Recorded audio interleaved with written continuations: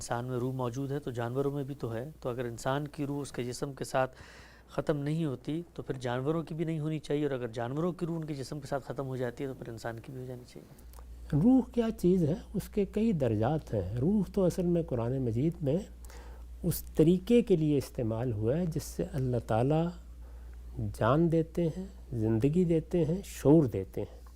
تو اب شعور کی سطح کی چیز اگر دی گئی ہے تو وہ انسانوں کے ساتھ خاص ہے، فرشتوں کے ساتھ ہے، جنات کے ساتھ ہے۔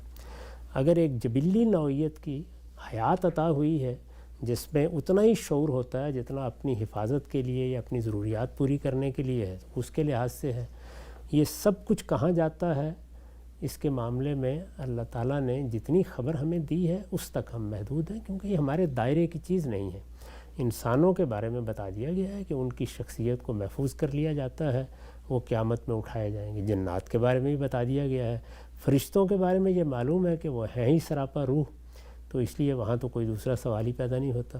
باقی رہ گئے جانور، تو ان سے متعلق ہمیں کچھ معلوم نہیں ہے کہ اللہ تعالیٰ ان کے ساتھ کیا معاملہ کرنے والا ہے۔ ہو سکتا ہے کہ ان سب کو بھی اٹھا کھڑا کیا جائے اور وہ جنت میں اسی طریقے سے لوگوں کے لیے نظر نوازی کا سامان پیدا کریں۔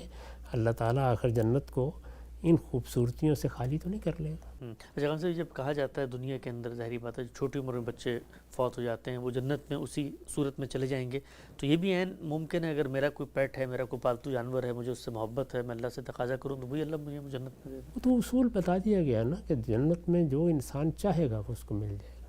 وَلَكُمْ فِيهَا مَا تَشْتَهِي أَنفُسُكُمْ، تو جنت کی اصل تعبیر یہ ہے۔ اس میں اگر فہرست ایک لوگوں کے ہاتھ میں پکڑا دی جاتی تو پھر تو وہ محدود ہو جاتی۔ اللہ تعالیٰ نے تو لامحدود خبر دے دی ہے، جو چاہو گے تمہیں مل جائے گا وہاں۔ ٹھیک، یہ سوال ہے ہم سے بڑا دلچسپ، کہتے ہیں کہ ریاست اگر فرد کو زبردستی روزہ نہیں رکھوا سکتی، زبردستی روزہ رکھوانا غلط ہے، تو اس سے زبردستی سگریٹ پینے سے روکنا بھی تو غلط ہونا چاہیے۔